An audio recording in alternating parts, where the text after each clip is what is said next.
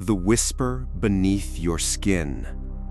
They told us blood was just a transporter, a carrier of oxygen, a liquid road for nutrients, a red river flowing through the body, doing its job in silence, asking nothing in return. Doctors map it, scientists analyze it. The world sees it as biology, measurable, explainable, controllable. But what if we've misunderstood it all? What if blood isn't just flowing through you? What if it's listening? What if your blood remembers things your mind has forgotten, or maybe never knew? What if every drop inside you is quietly writing a story about your pain, your fears, your love, your past lives?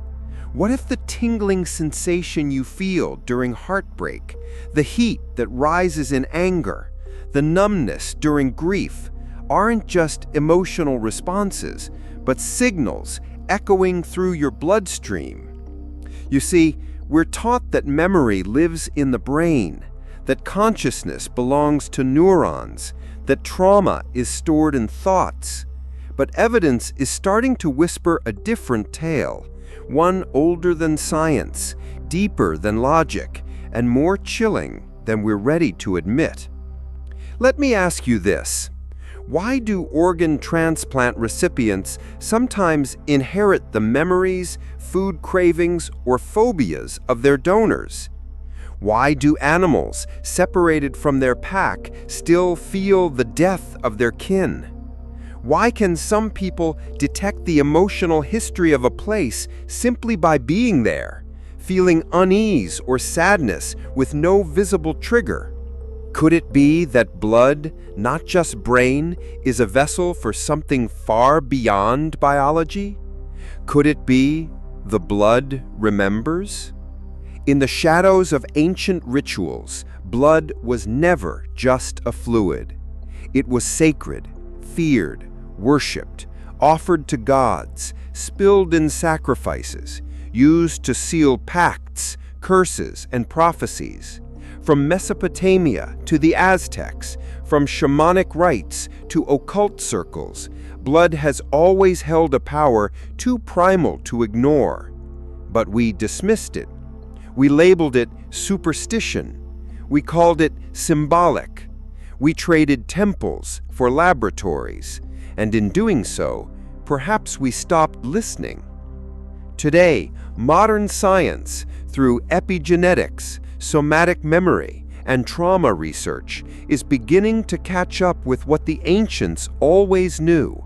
Your body knows more than you think, and your blood, it may be the final frontier of that knowledge. This isn't a story about vampires. This isn't fantasy. This is about you, your body, your blood, and the silent war being fought beneath your skin between what the mind forgets and what the body refuses to let go of. So if you've ever woken up from a dream with emotions that weren't yours, if you've ever walked into a room and felt a sudden wave of sadness or terror, if you've ever had an illness the doctors couldn't quite explain, stay with me, because this story might explain why. Structure preview. Over the next 10 parts, we'll journey deep into the mysteries hidden inside your bloodstream. The biology of memory, why blood might store more than oxygen. The silent recorders, white blood cells and emotional imprinting. PTSD, transfusions, and transference when trauma travels through blood. The haunting case studies, recipients who became their donors. Epigenetics and bloodline memory, trauma that isn't yours. Somatic consciousness, can your body think without the brain? The spiritual science, rituals, blood, and the energy we can't explain. Blood as soul vessel, mythology, religion, and forgotten truths. Quantum biology, Is blood a field of information?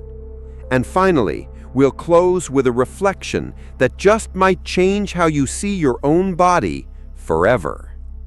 Are you ready? Because once you start listening to the blood, you may never silence it again. The biology of memory. Why blood might store more than oxygen. We've been taught to see blood as a delivery system. Oxygen in, carbon dioxide out. Nutrients in, waste out. A closed circuit, a mechanical loop. Nothing more than the body's postal service. But that's only half the story, maybe less. The truth is, blood is not just transporting information. It is information. Let's break the illusion. Memory does not equal only brain. For decades, memory has been a neurological monopoly. The brain was seen as the master archivist, storing, sorting, retrieving. Every emotion, every face, every smell, locked in some neural corner. But the human body is not that simple. Newer research into trauma, emotion, and somatic psychology reveals a radical idea. Memory is not confined to the skull. It's distributed, woven into muscles, nerves, skin, and yes, even blood. In fact, every cell in your body has a kind of memory. That includes red blood cells, white blood cells, platelets, plasma. We're not talking about cognitive memory. You won't remember your first kiss from your blood, but your body might still react to a similar scent, a temperature, a sound, as if remembering something without you knowing what. How? Because your blood isn't just chemical, it's electrical, energetic, epigenetic, and it's more aware than anyone thought. Blood cells as biochemical archives. Let's start with white blood cells, the guardians of your immune system. They're trained to recognize threats, but not just physical ones. Under chronic stress, trauma, or extreme emotional pain, these cells start to behave differently. They learn, not like a brain, but like a sentinel that adapts based on what it's seen. Scientists have found that white blood cells can retain stress signatures long after the original trigger is gone. Your body may have forgotten the fight, but your blood hasn't.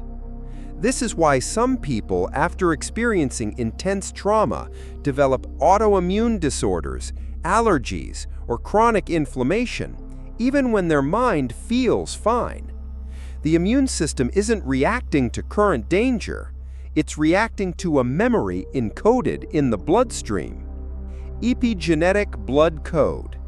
Now here's where things get even more surreal. Epigenetics, the study of how behavior and environment can alter the way your genes express themselves, has shown us that blood carries more than just your DNA.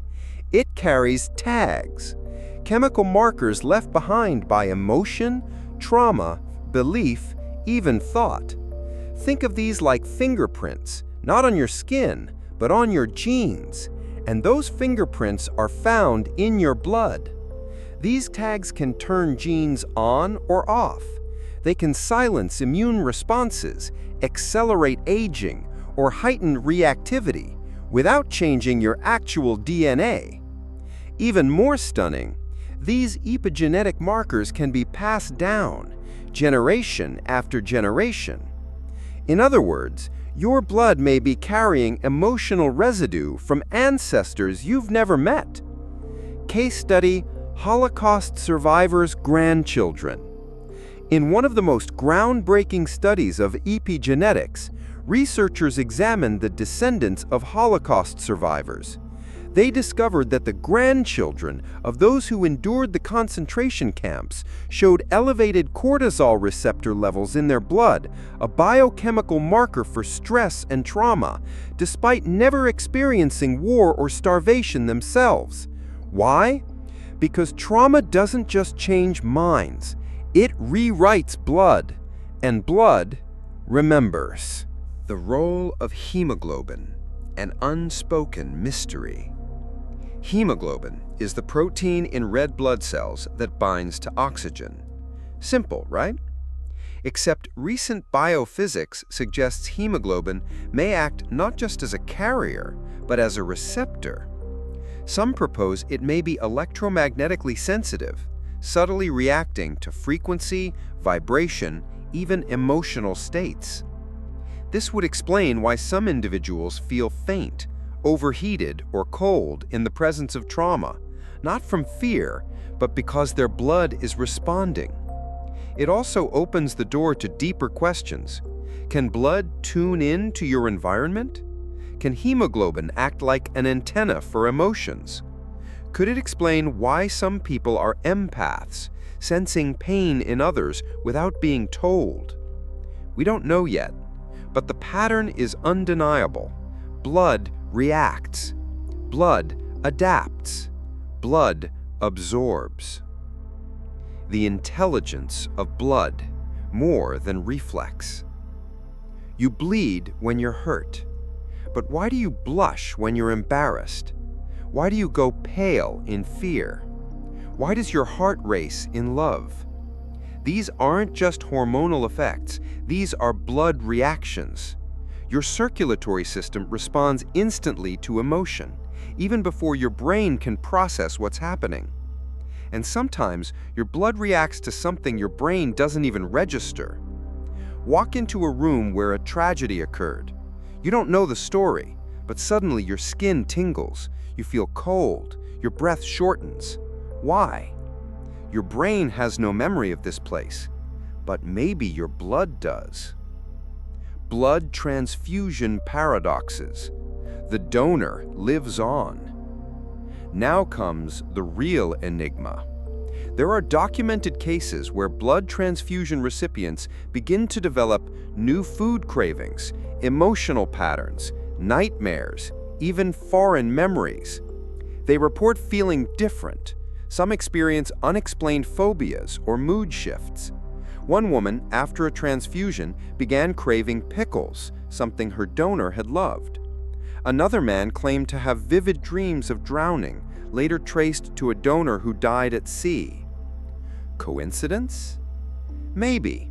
But when enough cases emerge, coincidence becomes a pattern worth asking about. The medical world's silence. Mainstream medicine avoids these stories. They're labeled as anecdotal, psychological, or impossible. But science is full of impossibilities until it decides to look again. We once believed the heart had no neurons. Now we know it has its own brain. We once believed genes were fixed. Now we know they respond to experience. We once believed memory lives only in the head.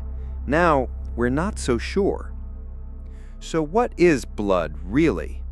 A red liquid? A symbol in mythology?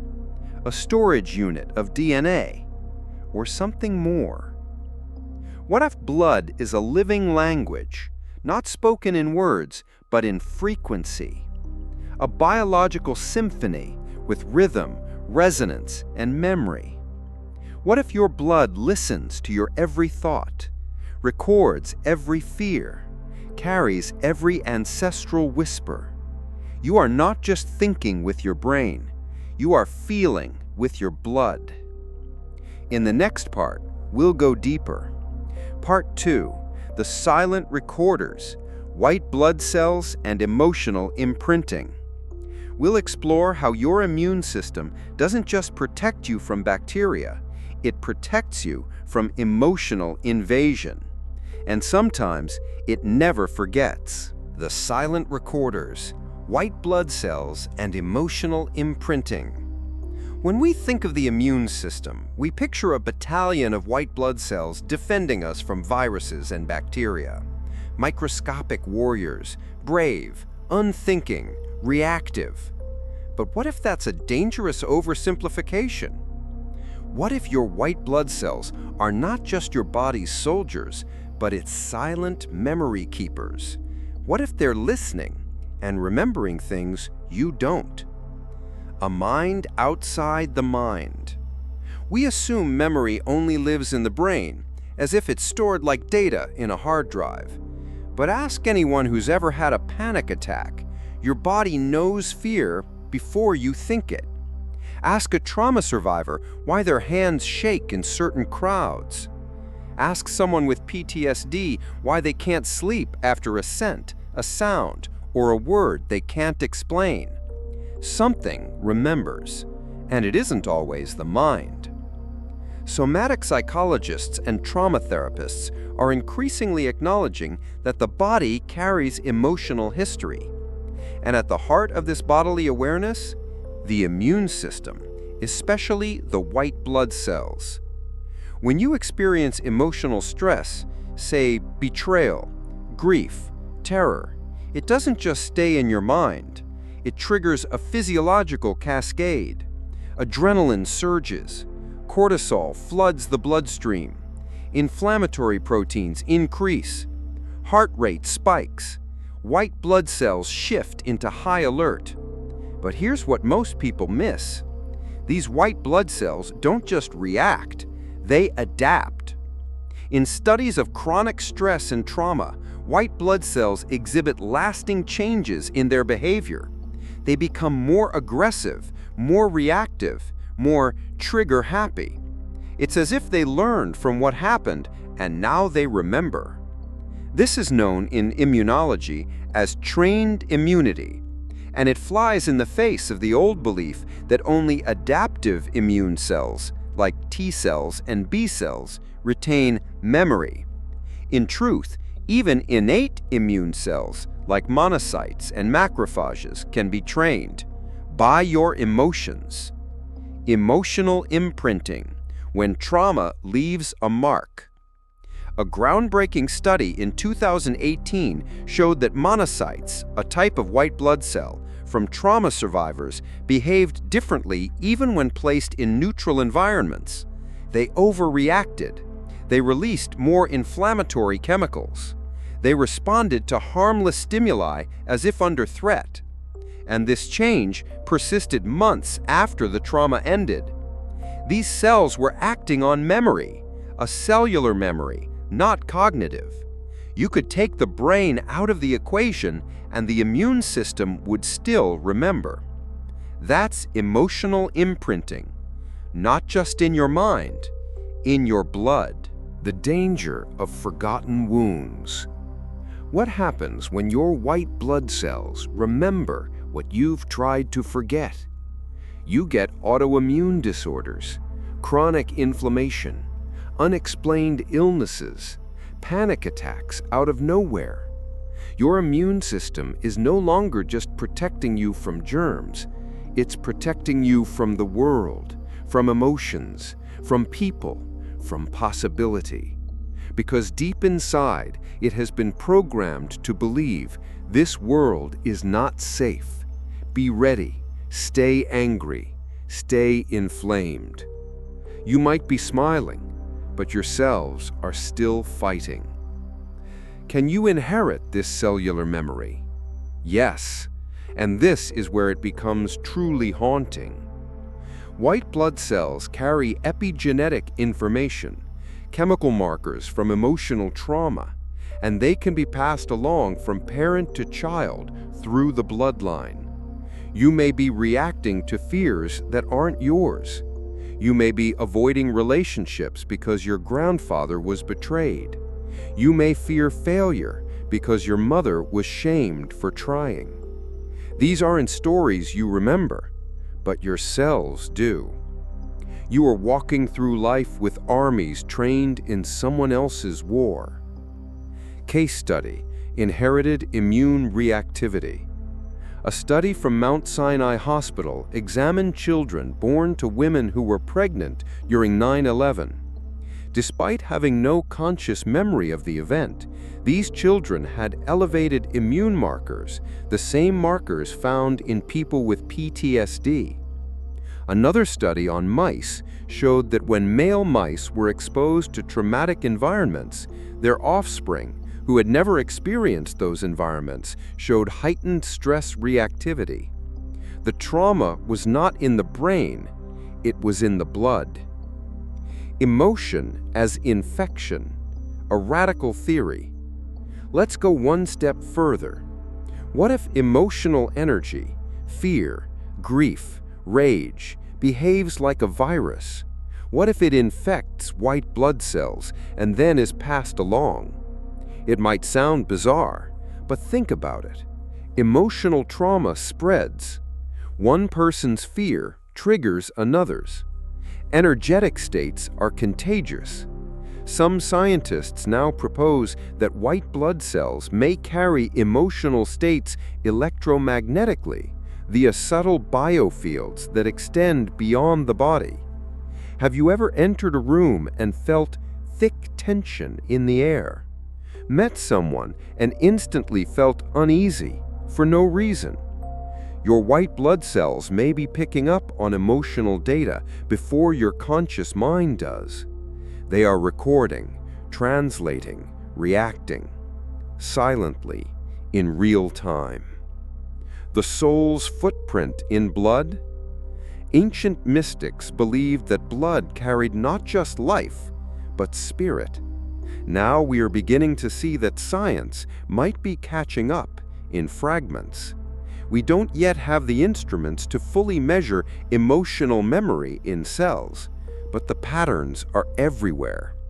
PTSD stored in immune behavior, emotional trauma shifting blood chemistry, transgenerational wounds encoded in white cells, and subtle electromagnetic reactivity to unseen emotional fields. What does it mean? It means your blood might be more conscious than we ever imagined, not in a way that thinks, but in a way that remembers, feels, warns, protects. And what we call intuition may actually be the immune system whispering, fighting ghosts inside you. You might be battling anxiety not because of your personality, but because your white blood cells were trained to stay on high alert. You might avoid intimacy because somewhere inside your immune system remembers betrayal. You might be exhausted not from lack of rest, but from an inner war your body has been fighting since before you were born. These aren't metaphors. These are biological realities backed by studies in immunology, neurology, and trauma therapy. So what now? If your white blood cells are remembering things you're trying to forget, how do you heal? Not by ignoring the body, but by learning its language. Trauma-informed therapy, somatic healing, energy medicine, even deep meditation all help retrain the immune system. It's not about curing, it's about re-listening, because those cells are not your enemy. They are the silent scribes of your emotional life, and they're not just protecting you from infection, they're protecting you from hurting again. In the next part, we'll confront something even more mysterious. Part 3, PTSD, transfusions, and transference, when trauma travels through blood. PTSD, transfusions, and transference, when trauma travels through blood. What happens when you inject someone else's blood into your veins? Medical science says you inherit their blood type, not their memories, their hemoglobin, not their heartbreak, their cells, not their soul. But across decades, strange stories have emerged. Stories no doctor can explain, but no recipient can deny. Stories where people wake up from transfusions with cravings that weren't theirs, fears they never had, dreams they never dreamed, and sometimes the weight of someone else's sorrow. The science of blood transfusions. Let's begin with the facts. When you receive a blood transfusion, you don't get someone's consciousness. You get their red cells primarily, stripped of white cells to prevent immune reactions. In theory, that means no emotional memory should transfer. In theory. But reality is rarely that clean. Not all transfusions are fully stripped. Some involve plasma, which carries proteins, hormones, microvesicles, and even exosomes, tiny information packets from the donor's body. These exosomes don't just float, they communicate, they influence. They can alter gene expression, change cellular behavior, even impact neurochemistry. In essence, when you receive a transfusion, you're not just getting blood. You're getting a piece of their cellular language. And sometimes, that language speaks in nightmares. The case of the night swimmer. A man named William, 52, received an emergency transfusion after a car accident. Within weeks, he began experiencing vivid dreams of drowning in dark water, despite never having a fear of water before. He began to avoid bathtubs, had panic attacks near lakes. Months later, his sister, curious and unsettled, requested anonymous info about the donor. The blood had come from a 19-year-old lifeguard. He had drowned while trying to save a child. William never met him, never knew his name, but his body knew. Privacy name changed. Are these just coincidences? Medical professionals will say yes, but when hundreds of such reports exist, it becomes harder to call it coincidence. Craving foods the donor loved, fearing what the donor feared, feeling a sudden change in personality. One woman, after a transfusion, broke off her engagement and began writing poetry, something she'd never done before. She claimed it was as if someone else had ideas inside her. When the hospital traced her donor, again anonymously, it turned out to be a college poet who died in a motorcycle crash. Microchimerism, when they stay inside you. Science has a term for this kind of cellular cohabitation. Microchimerism refers to the presence of someone else's cells living inside your body, not as invaders, but as residents. This happens more than you think. Mothers carry their baby's cells long after birth. Twins often carry fragments of each other. Blood and organ recipients carry foreign cells for years. These cells don't just blend in, they integrate, communicate, sometimes reprogram. They may migrate to the brain, the heart, even the reproductive system. They carry epigenetic memories, experiences encoded into chemical signals, and with them, perhaps, emotional ghosts. Warning: the trauma code in blood. PTSD leaves chemical footprints: high cortisol, altered immune response, elevated inflammatory cytokines. These markers don't die instantly when the host dies. In some cases, they survive in the blood. If these biochemical messengers are transfused into another body, what happens? Sleeplessness, mood swings, unexplained anxiety, flashbacks with no origin. Doctors might call it post-operative stress, but some recipients say it feels like someone else's pain leaking into them.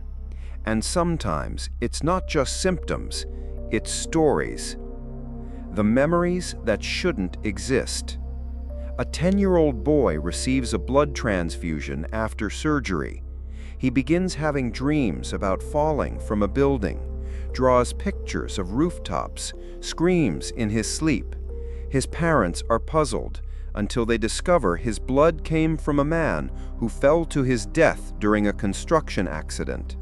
No one told the child, but something inside him remembers. Are these psychic imprints, cellular echoes, or is the blood carrying more than biology? What can travel through blood? Let's look at what modern science now admits can transfer. Hormones, which affect mood. Cytokines, which affect inflammation and emotion. Exosomes, which carry gene regulation info. Peptides, some related to memory and stress response. So if we know that hormones can change how you feel, epigenetic tags can alter how genes behave, and microvesicles can impact your brain, then we must ask, can trauma, fear, or even identity be partially transferable, not as a soul, but as a biochemical pattern? And if so, what does that make you?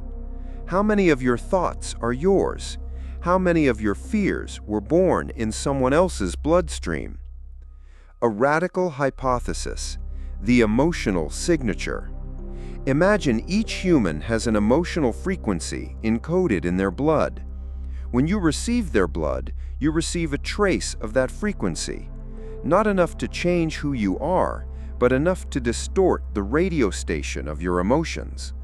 Maybe that's why some people feel off for months after transfusion, why others change taste in music, food, even love, why unexplained grief visits them like a fog and lifts without warning. They are attuned to a frequency that isn't theirs, like a house that still echoes its previous occupants. Blood as the soul's shadow. Ancient mystics believed that blood carried the essence of a person. In some traditions, spilling blood meant releasing a spirit. In others, drinking it meant absorbing their power, their story, their fate. Modern science rolls its eyes, but what if they weren't wrong, just metaphorically ahead of their time? What if trauma can be passed, not just in stories or behavior, but in cells? What if your veins are haunted, not by ghosts, but by signals? And what if science will one day find that blood is not just red liquid, but a record? So where does this leave us? We don't know if trauma thinks. We don't know if blood remembers. But we do know this: blood carries more than oxygen. Trauma alters blood chemistry. Some recipients feel echoes of lives they never lived. We are not just who we think we are. We are mosaics stitched together by blood, memory, emotion, and time. And perhaps someone else's pain is living in your veins right now. In the next part, we go even further. Part 4, the haunting case studies, recipients who became their donors. Real stories, real changes, and chilling examples where blood may have rewritten identity. The haunting case studies, recipients who became their donors. You can call them coincidences. You can call them psychological projections, but you can't ignore them. Because when strangers receive a stranger's blood and then begin to change, not just in health, but in identity, something ancient and unsettling rises to the surface. Are these stories myths, or are they evidence that the essence of a person lingers long after death? Let's enter the strange world of transfusion memory, where the living inherit not just life, but someone else's unfinished story. Case 1. The man who woke up with another man's music. James L., 43, had never touched a piano in his life. A software engineer by trade, he was rational, logical, and uninterested in the arts. Then came the heart transplant. The donor? A 17-year-old boy who died in a motorcycle accident. He had been a gifted pianist. Weeks after surgery, James began to hear music in his head, original compositions. He bought a keyboard and, to his wife's astonishment, began to play by ear. When they contacted the donor's family, they confirmed the boy had left behind pages of music he never got to record. James played one of them, note for note. Case 2. the woman who fell in love with her donor's husband. Claire S., 38, received a full blood transfusion after a hemorrhage during childbirth. In recovery, she was overcome with anxiety, grief, and an intense need to find someone, though she didn't know who. Over the next few months, she developed cravings for tea, which she had always hated, and recurring dreams of standing in a field of wildflowers. 1 year later, she attended a support group and met a man who had lost his wife to a car accident on the same day Claire's transfusion occurred. They talked. He mentioned how his wife loved tea, loved wildflowers. They discovered, through paperwork and a sympathetic nurse, that his wife had been the blood donor. Claire broke down. He wept. They eventually married. Coincidence? Or did her blood recognize him before her mind did? Case 3. The boy who died twice. A 9-year-old boy named Evan nearly drowned in a pool accident and was revived through emergency surgery and transfusion. Weeks later, he became distant, cold. He began referring to himself as Lucas. He rejected his parents, saying, "You're not my real family." Terrified, they sought psychiatric help. Nothing worked. Finally, they traced the blood donor. Lucas was a 14-year-old who had died by drowning on the same day. Evan gradually returned to his old self, but to this day his mother says, "For about 6 months, I lost my son, and someone else was living in his body." Are these just anecdotes? Science dismisses these stories as confabulation, the brain inventing stories to process trauma. But there are too many, across countries, cultures, and medical systems, from recipients who didn't know the identity of their donor, who had no reason to fabricate anything, and more importantly, whose behavior changed in specific, measurable ways. New languages, new phobias, artistic talents, addictions, even handwriting shifts. If these were isolated cases, we'd ignore them. But when the same patterns repeat across thousands of lives, it's time to ask, what if identity isn't confined to the brain? The cellular soul theory. One radical hypothesis suggests that consciousness is non-local, not trapped in the brain, but distributed throughout the body. If this is true, then each cell carries a piece of you, your emotional blueprint, your energetic fingerprint. Blood, with its rapid circulation and chemical sensitivity, may be the most concentrated carrier of that essence. When you receive someone's blood, you're not just receiving their oxygen, you're receiving their frequency. And if your body is sensitive enough, you start to pick up the signal. You dream their dreams, fear their fears, love what they loved. The mirror neuron mystery. Mirror neurons, the brain's system for empathy, activate when we observe others in pain. But what if this mirroring doesn't require observation? What if cells, especially those introduced through transfusion, emit energetic signatures strong enough to activate empathy-like responses? You wouldn't need to see the trauma. You'd feel it because it's inside you now. That might explain why recipients feel sudden guilt, why they adopt habits they once despised, why they avoid places they've never been to, why they sense danger with no explanation. It's not imagination, it's resonance. Ritual blood memory. Did the ancients know? In tribal Africa, warriors were given blood from elders before battle. In some Native American rites, blood was exchanged in vision quests. In Egyptian texts, drinking another's blood was said to inherit their life force. They didn't know epigenetics. They didn't study microchimerism, but they understood something vital. To take in the blood is to take in the story. We dismiss them as myth makers, but perhaps they were simply working with knowledge we have forgotten. Identity. How much of you is you? If your thoughts, dreams, and desires can be shaped not just by parenting or society, but by cellular transfer, then who are you? Where do you end and the donor begin? Is your consciousness an island, or are you a vessel, a temporary host for others who have walked before you? What if your anxiety isn't yours? What if your talent is borrowed?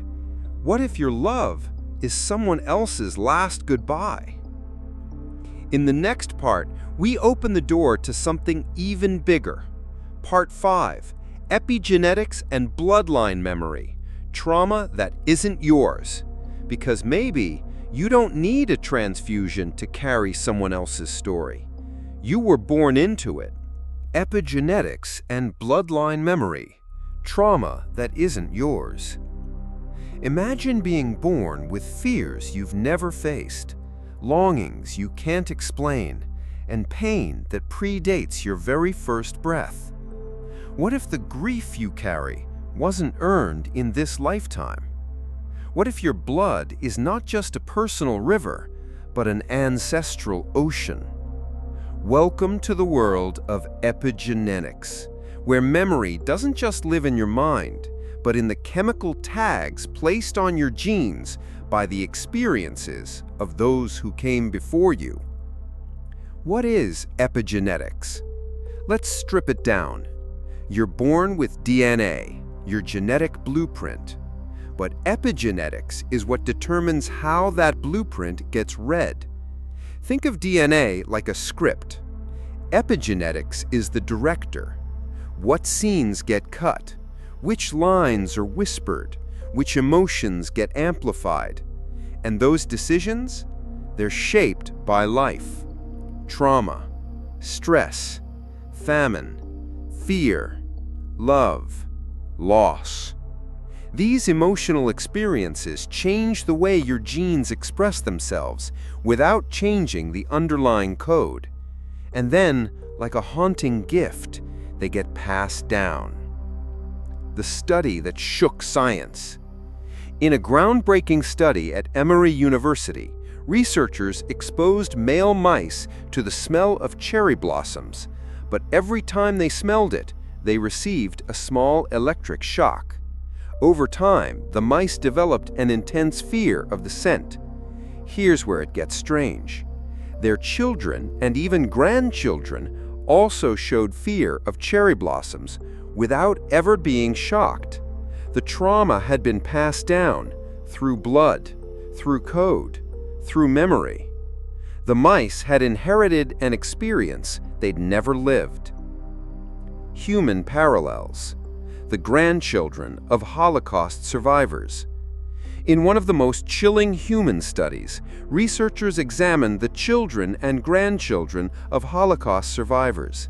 They discovered elevated levels of cortisol dysregulation, a classic marker of PTSD, in people who had never witnessed war, hunger, or genocide. These descendants were born with the blood chemistry of terror. They were anxious, hypervigilant. They feared separation, loss, confinement, without knowing why. It wasn't psychological, it was cellular. The heart of inherited silence. Now imagine this on a personal level. Let's say your grandmother was betrayed. She learned to mistrust love, to shrink in her own body. Her body adjusted, stress chemicals surged, immune cells hardened, genetic expression shifted, and then had a child. And those shifts, those survival edits, were passed down silently. By the time you were born, you had already inherited her story. You flinch when someone raises their voice. You panic when you feel emotionally trapped. You avoid intimacy, but don't know why. Because her pain is coded in your blood through the invisible scars. Epigenetic trauma doesn't leave bruises, but it shapes everything. The way you bond, the way you fear, the way you walk into a room and immediately feel unsafe. You might call yourself sensitive, or emotionally intense, or born anxious. But what if you're just carrying memory that isn't yours? What if you were born to complete a grief that began before you? Are you living a life that was meant for someone else? We often feel pulled toward strange passions, old countries, unknown sadness.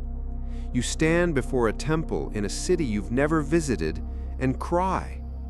You hear a song in another language and feel home. You have a fear of drowning, but never learn to swim.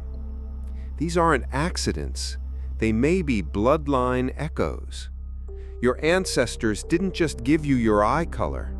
They gave you unfinished stories. And your life may be their way of writing the last chapter.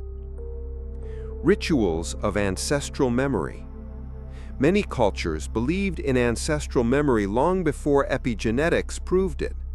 The Yoruba people hold naming ceremonies to align a newborn with the life of a departed relative. In Japan, Oban festivals invite ancestral spirits to return for a night and to whisper into the hearts of the living. The Celts believed that on Samhain, now Halloween, the veil between generations thinned so that wisdom and learning could pass through blood. What we dismissed as myth was often the biology of remembrance wrapped in ritual. Epigenetics meets spirituality. Here's the bridge between science and soul. Epigenetics says, you carry the chemical memory of your ancestors. Spirituality says, you carry their wounds, purpose, and karma. Two languages, one truth. You are not alone in your body. You are a walking family tree with roots in your mitochondria. What can you do with this knowledge? This isn't destiny, it's data. If trauma can be inherited, so can healing. Mindfulness changes brain chemistry. Breathwork reduces inflammation. Forgiveness rewrites gene expression. Gratitude activates longevity genes. Love literally alters blood proteins.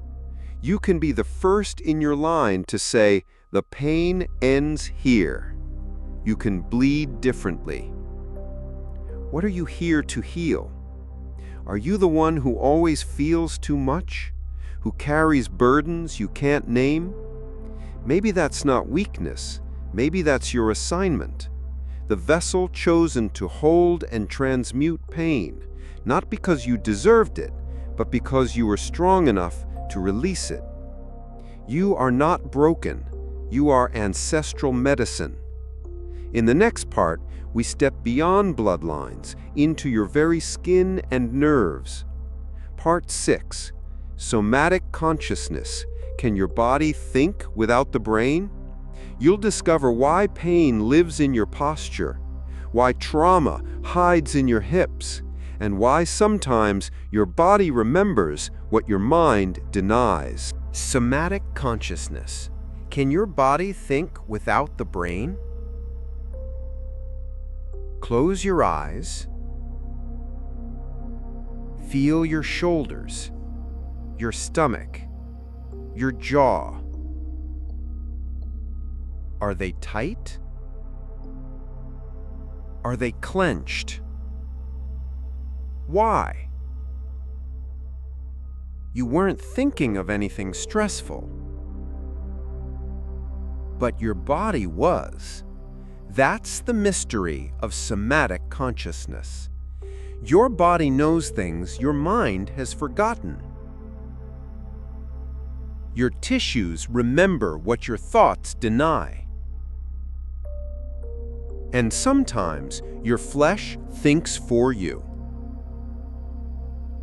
Rethinking the mind-body divide. For centuries, Western science separated mind and body. René Descartes gave us the infamous phrase, "I think, therefore I am." It placed the self squarely in the head, as if the body were just a puppet below the neck. But the more we study trauma, memory, and emotion, the more that idea crumbles. Today's neuroscience admits the brain is not the only seat of consciousness, it's just the loudest. There is a mind in your gut, a mind in your heart, a mind in your muscles, and yes, a mind in your blood. Science of somatic memory. Somatic memory is the idea that the body can store emotional experience, not as ideas or stories, but as sensations. Examples? Tightness in the chest when facing confrontation, nausea when recalling a past betrayal, jaw clenching during anxiety, frozen limbs during flashbacks. These aren't random. They are encoded responses, burned into muscles, fascia, and the nervous system. Like grooves in a record, your body becomes a map of emotion. Trauma, not stored in the past, but in the posture. Dr. Bessel van der Kolk writes, "Trauma is not just an event that took place sometime in the past. It is also the imprint left by that experience on mind, brain, and body." In other words, trauma is not just something that happened, it's something that happens again and again, every time the body reacts as if it were still there. It hides in a collapsed chest, a stiff back, a limping gait, shallow breath, not because your muscles are weak, but because your body has learned to protect you by shrinking, stiffening, or fleeing. Your body remembers the threat, even when your mind does not. Case study: the woman who couldn't breathe. Sarah, a therapist, began experiencing shortness of breath and chronic neck pain. Doctors found nothing wrong. One day, during somatic therapy, the practitioner gently placed a hand on her collarbone, and Sarah began sobbing uncontrollably. Later, she recalled being held down as a child, a memory her mind had erased, but her body had not. After months of breathwork, trembling, and release, the symptoms disappeared. Sarah, name changed. The vagus nerve, highway of emotion. The vagus nerve is the longest cranial nerve in the body, running from the brainstem to the gut, heart, and lungs. It is the primary connector between thought and feeling.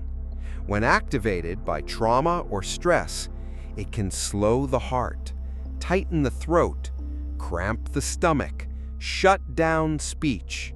It's why we say things like, "I had a gut feeling," "My heart sank," "I choked up," "I felt paralyzed." Because it's real. Your nervous system carries emotion, not just your brain. Cellular resonance. Every cell feels. Bruce Lipton, cell biologist and author of The Biology of Belief, suggests every cell in your body has its own intelligence. It listens, reacts, remembers. This is more than metaphor. Cells respond to vibration, sound, chemical signals, and light. They decide whether to open, close, replicate, or retreat, not with thought, but with sensation. This explains why body-based healing, like trauma shaking, somatic release, or even dance, can create breakthroughs without talking, because you don't need to remember the story to release the pain. Your body already knows it, and it's begging to let it go. A gentle journey into somatics. Okay, now we're not talking about spirituality here. This is strictly about the body's response. So if your extraordinary is burning, buckle up. Ancient wisdom meets modern biology. In Ayurveda, organs are tied to emotion, liver to anger, lungs to grief. In Chinese medicine, trauma flows along meridians, energetic highways within the body. In yoga, emotions are seen as samskaras, stored impressions in the body's energy field. In shamanic cultures, the body is viewed as a sacred drum, memory echoing in muscle, bone, and breath. Science now has scans to prove it. PTSD lights up not just the amygdala, but the somatosensory cortex, the part of the brain linked to touch and body position. Emotional trauma shrinks the insula, the region responsible for body awareness.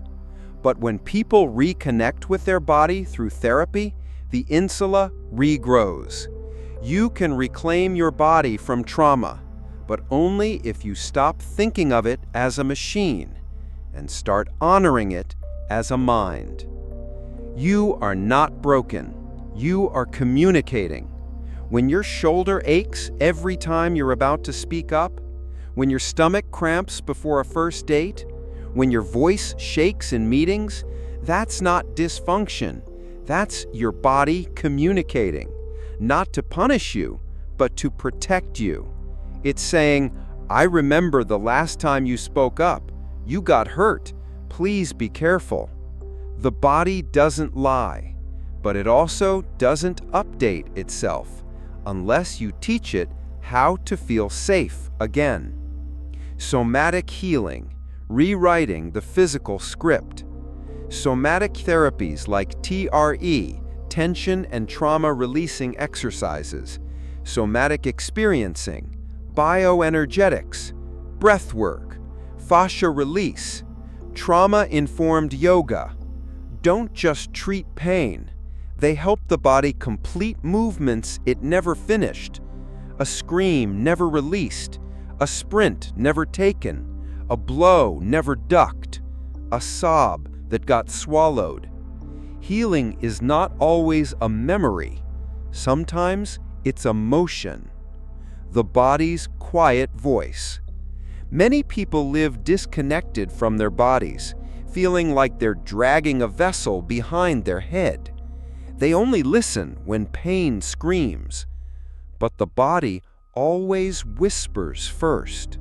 It tells you when something feels off, when someone is not safe, when a decision is wrong, even if your logic says otherwise. This is somatic wisdom, not loud, but life-saving.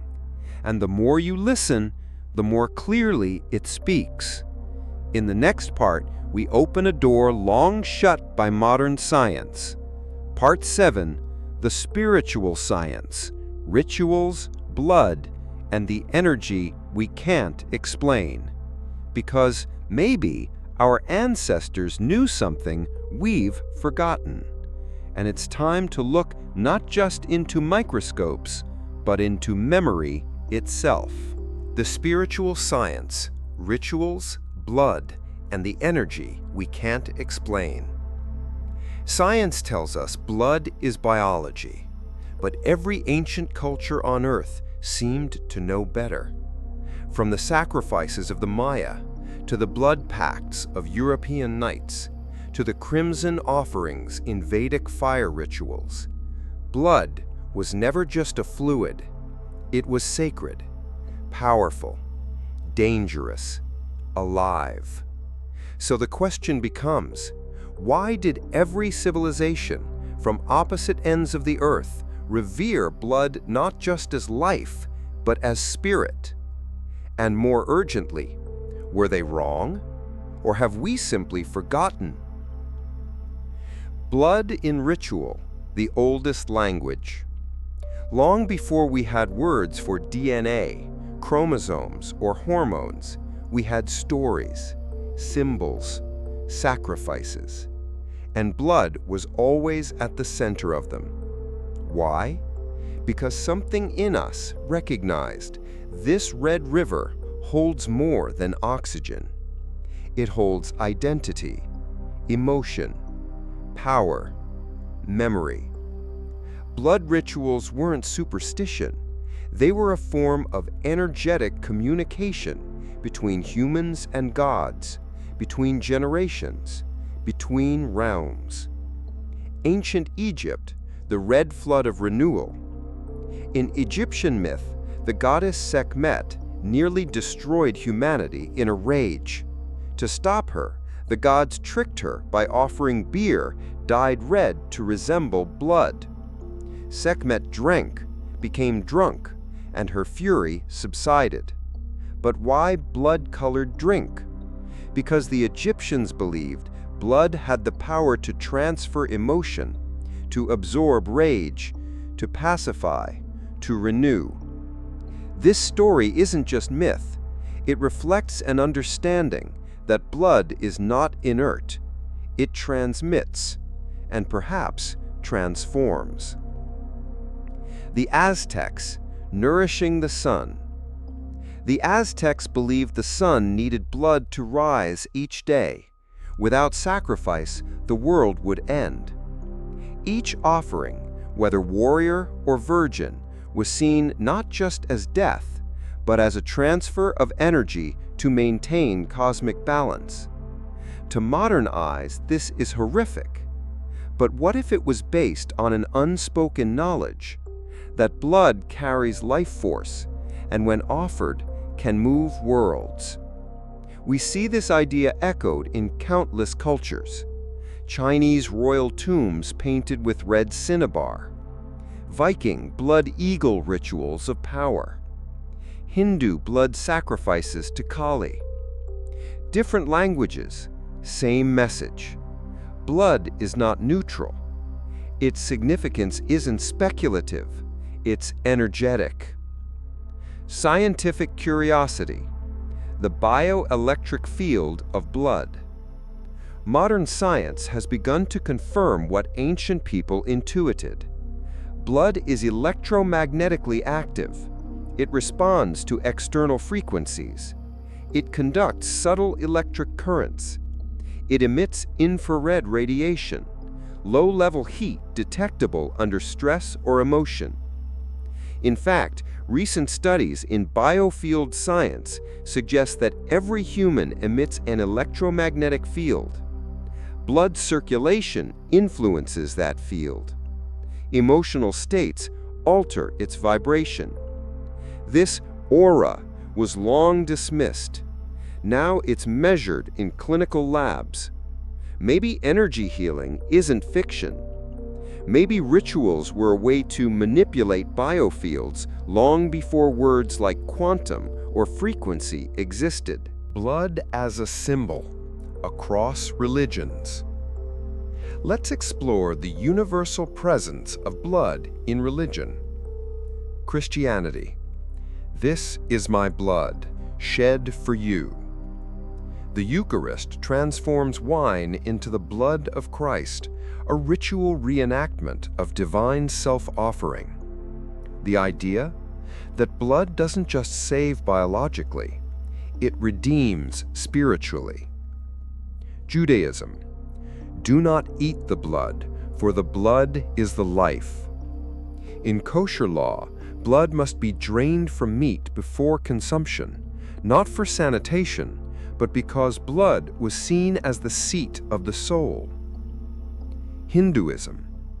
Blood sacrifice was part of early Shakta traditions. Kali, the dark goddess, drinks the blood of demons to gain power, symbolizing not cruelty, but transformative force. Islam. Sacrificial rites during Eid remind believers of Abraham's obedience, blood spilled not for death, but as a sign of faith and purification. Shamanic traditions. In Amazonian and African rituals, animal blood is used to bind spirits, honor ancestors, or cleanse a space from malevolent forces. Again and again, blood equals access, connection, exchange. The astral implication. Is blood a tether? Some mystics believe blood acts as a cord, tethering soul to body. When blood is spilled, the tether weakens. In rituals, it opens portals. In sacrifices, it allows passage either for something to leave or for something to enter. This is why blood is used in protection spells, curses and bindings, pacts and initiations, mediumship and seances. You don't need to believe in magic to feel its pattern. Blood marks transitions, life to death, mortal to divine, self to other, and it always comes at a price. Blood in modern magic and occultism. Even in modern esotericism, Wiccans use a drop of blood in ritual seals. Chaos magicians mix blood with sigils to charge intent. Blood is seen as a carrier of will. Why? Because intent, encoded in blood, is thought to amplify its reach. The logic is simple.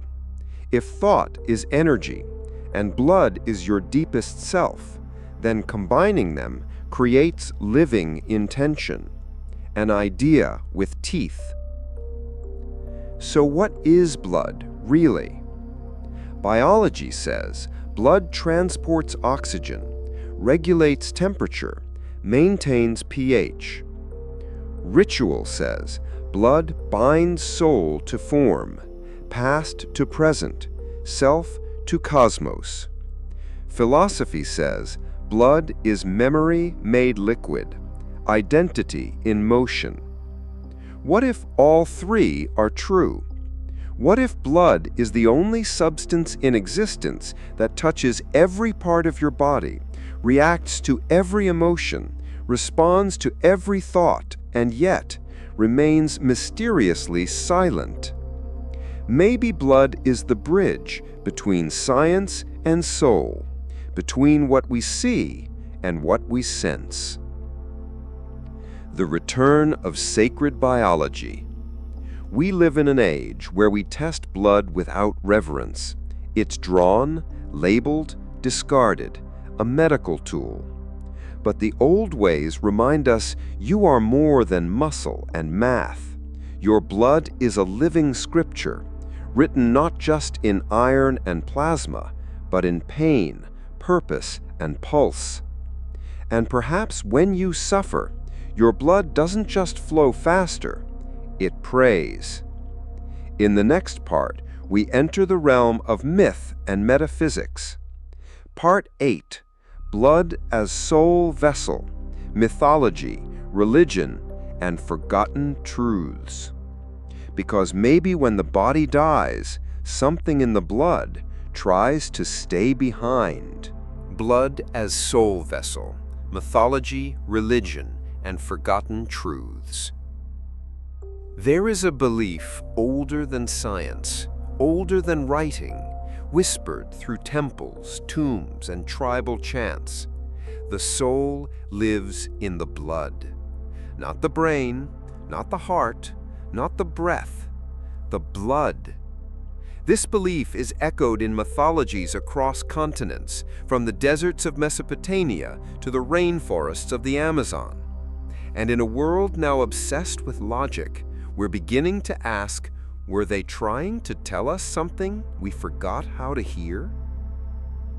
Blood as Soul Vessel, Mythology, Religion, and Forgotten Truths. There is a belief older than science, older than writing, whispered through temples, tombs, and tribal chants. The soul lives in the blood. Not the brain, not the heart, not the breath, the blood.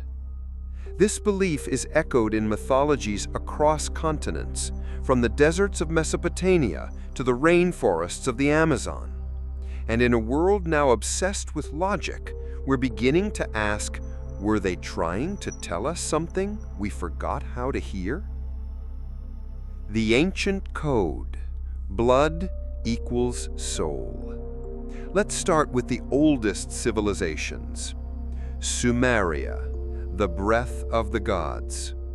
In the Enuma Elish, the gods create humans by mixing clay with the blood of a slain god. Why blood? Because they believed blood contained consciousness, the essence of divinity. To give humans blood was to give them awareness. In other words, your blood is the breath of your god.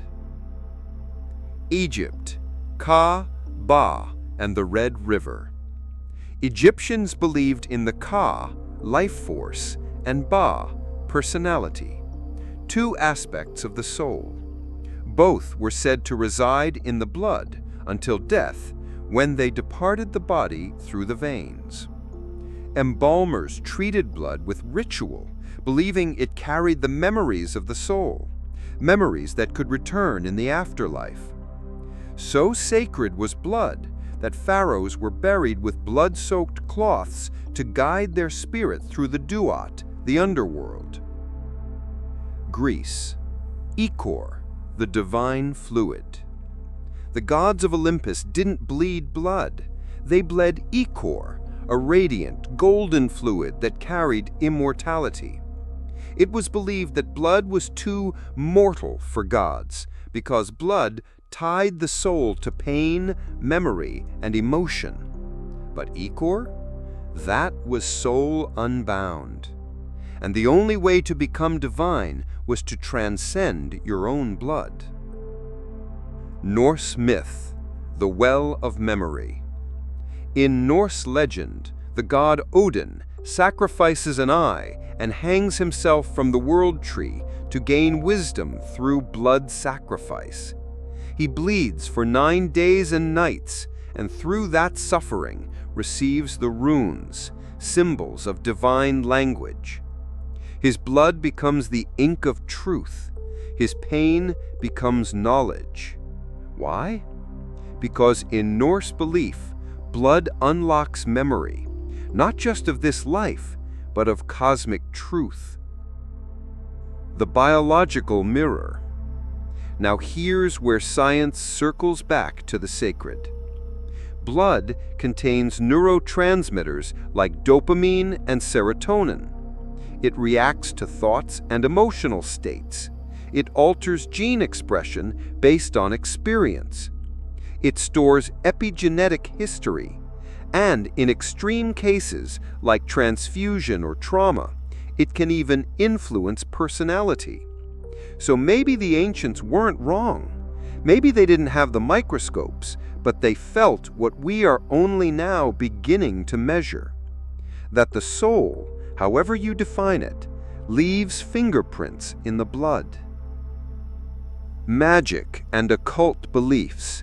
Blood as portal. In ritual magic and occultism, blood is never neutral. It is believed to anchor a spirit to the body, seal pacts across dimensions, empower curses and protection, call forth ancestral beings. Why? Because blood is identity. It cannot be faked. It holds your energetic signature. In Voodoo and African diasporic religions, practitioners use drops of blood to bind spirits, not out of superstition, but because the blood gives them form. Can the soul be read in blood? Let's imagine if we had a microscope that could see intention, trauma, joy, grief. What would we find in your veins? Would your anger leave heat patterns in the plasma? Would your compassion bend the structure of your hemoglobin? Would sorrow cling to white cells like dust? We already know that blood reacts to emotion. Could it also record it? Could the soul be a field of energy and blood its anchor to matter? Blood and ghosts, why spirits of the dead are often said to linger where blood was spilled. Battlefields, murder sites, places of ritual sacrifice. Why? Because where blood was given, the soul may not have fully left. Some believe that trauma fractures the soul, and part of it remains, stuck, echoing, until someone sets it free. Maybe that's why some blood transfusion recipients inherit dreams they don't recognize. Maybe that's why haunted places feel charged, like the blood still whispers. What if ghosts are just the memory in blood, untethered from the body? Why vampires exist in every mythology, from the Jiangxi of China to the Asana Basam of West Africa to the Strigoi of Romania. Every culture has a blood-drinking spirit. Why? Because somewhere in the human psyche, we associate blood with power, memory, soul, immortality. To drink blood is not just to consume life, but to steal identity. And perhaps these stories warn us, what lives in the blood lives on. Blood is not a metaphor. We say things like, blood is thicker than water. I feel it in my veins. But maybe we're not speaking symbolically.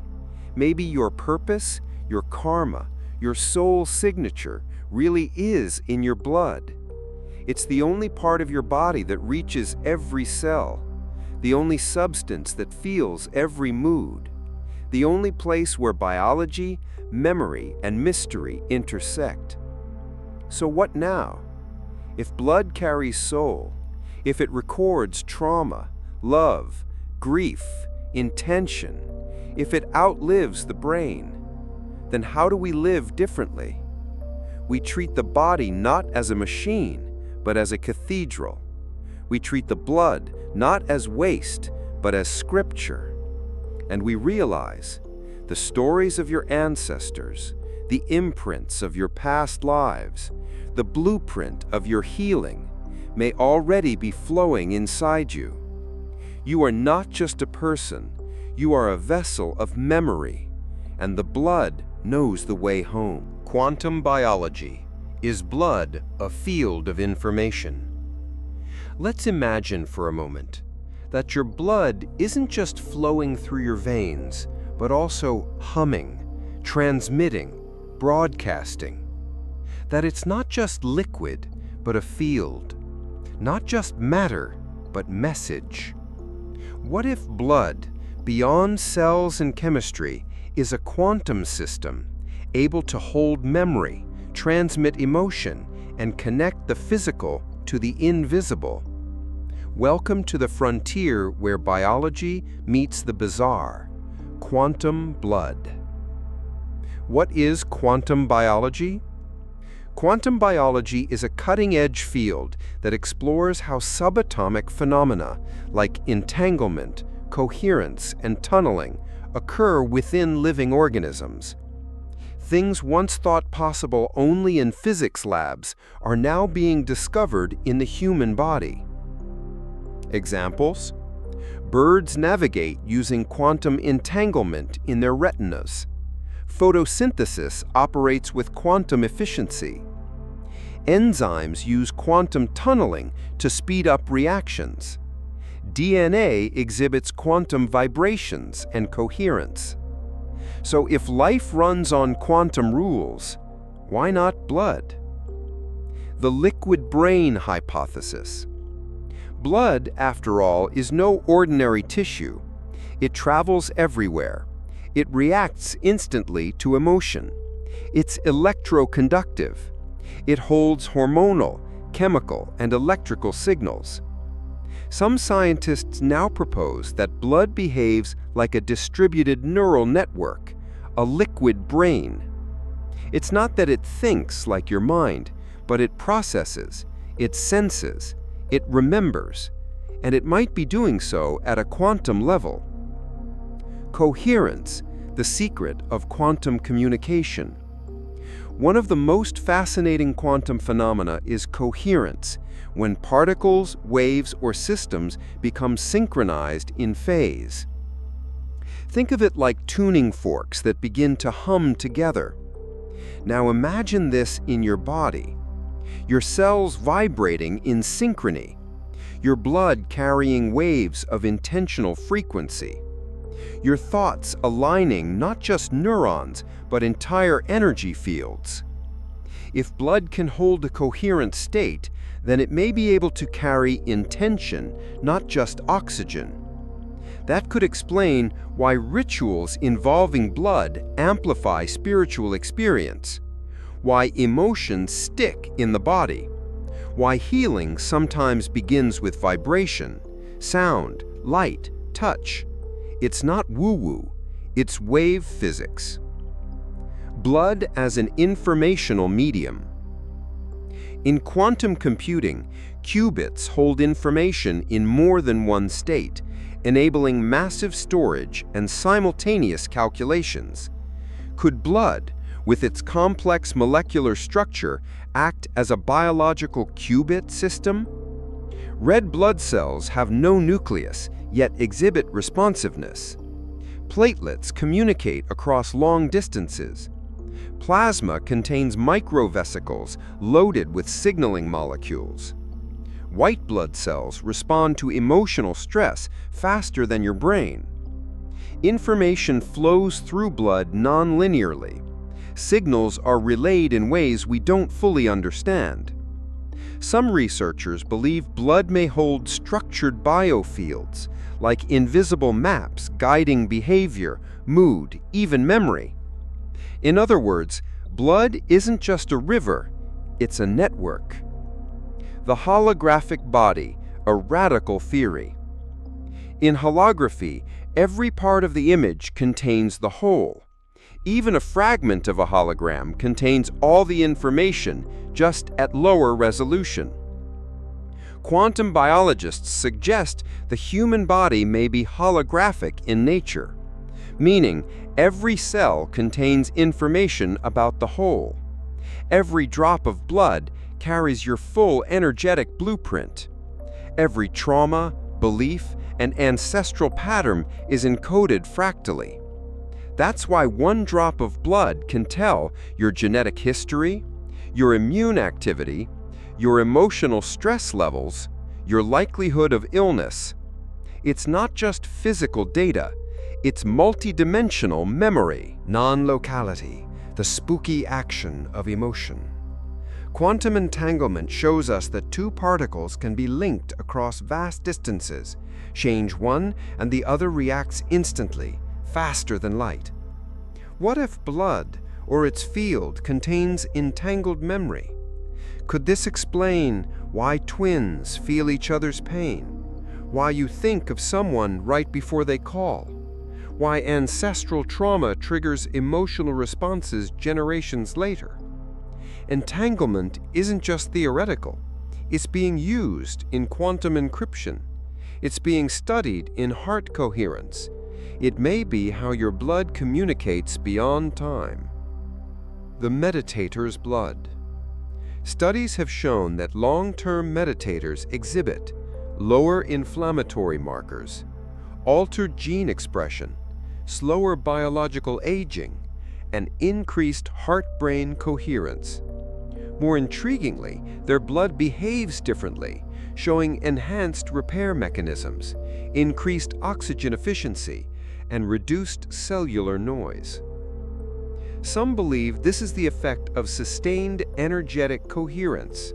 The mind calms, the field aligns, the blood responds. Your thoughts may literally be rewriting your blood in real time. Energy healing and the field of blood. Reiki, Qigong, pranic healing. These practices claim to influence the body without touching it through energy, intention, and breath. Skeptics laugh, but recent double-blind studies show reduced pain, lowered heart rate, changes in blood composition. How? If blood is a quantum field, then directed intention, like tuning a frequency, can affect how it behaves. The healer doesn't add anything. They help tune the blood field back to coherence, like resetting a radio. So what if blood really is a quantum field? Then everything changes. It means your thoughts affect your cells. Your trauma lingers not just in memory, but in frequency. Your healing is not just about medicine, but about resonance. It means you can reprogram your patterns, release inherited pain, transmit peace through your body like light through a prism. You are not just a body, you are a living waveform, and your blood is the song. In the final part of this journey, we bring it all together. The implications, what it means if blood really knows everything. So now we return to the beginning. You are more than flesh, more than thought, more than what you remember. Because something beneath the surface remembers for you. And it's been whispering all along. That unease when nothing's wrong, that tear that rises without reason, that pulse that skips when the past brushes close. Your blood knows, not as metaphor, not as poetry, but as truth, flowing, thinking, reacting inside you. So the question isn't whether blood holds memory, emotion, trauma, or even soul. The question is, what do you do now that you know? You are not just a mind, you are a field of memory. Modern society taught us to worship the brain, to ignore the body, to separate emotion from function. But if blood holds memory, if it reacts to thought, if it carries ancestral stories, then you are a vessel of many voices, some ancient, some silenced, some still unfinished. And those voices shape the fears you never understood, the talents that seem to come from nowhere, the anger that surges without warning, the longing that follows you through every life chapter. They are not flaws, they are codes, and now you can read them. The body is not a machine, it's a storyteller. Each heartbeat is punctuation, each breath a page turned, each drop of blood a memory trying to be heard. You're not broken, you're not lost. You are carrying chapters written long before you were born, some joyful, some traumatic, all sacred. So maybe healing isn't about fixing yourself. Maybe it's about listening. The soul has skin and blood and bone. What if your soul doesn't live above your head? What if it lives through you, in your pulse, in your tears, in the tremble of your hands when truth is near? If blood carries memory, and memory shapes identity, then your very self is written in red. You don't need to search the stars for the divine. It's circulating in you, every moment, every day, every lifetime. You are the heir of unfinished prayers. Think of what you're carrying.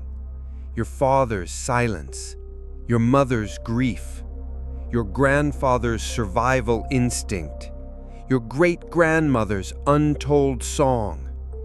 These don't live in family trees. They live in plasma, protein, and pattern. And maybe, just maybe, you are the one chosen to set them free, to feel what no one else could, to cry the tears they swallowed, to finish the healing they never had time for. This is not a burden, it's a mission. When you change, they heal. If trauma is passed through blood, so is healing. When you love deeply, your cells change, your hormones shift, your field stabilizes. When you forgive, your blood chemistry transforms. Cortisol drops, inflammation calms, old emotional circuits dissolve. This isn't imagination. This is biological evolution, written moment by moment in your bloodstream. So yes, when you heal, your ancestors feel it, and your children will inherit it. The spiritual responsibility of being alive. To walk this earth is to carry stories. Not all of them are yours. Not all of them are easy. But you are here by accident. You are a map, a message, a memory with feet.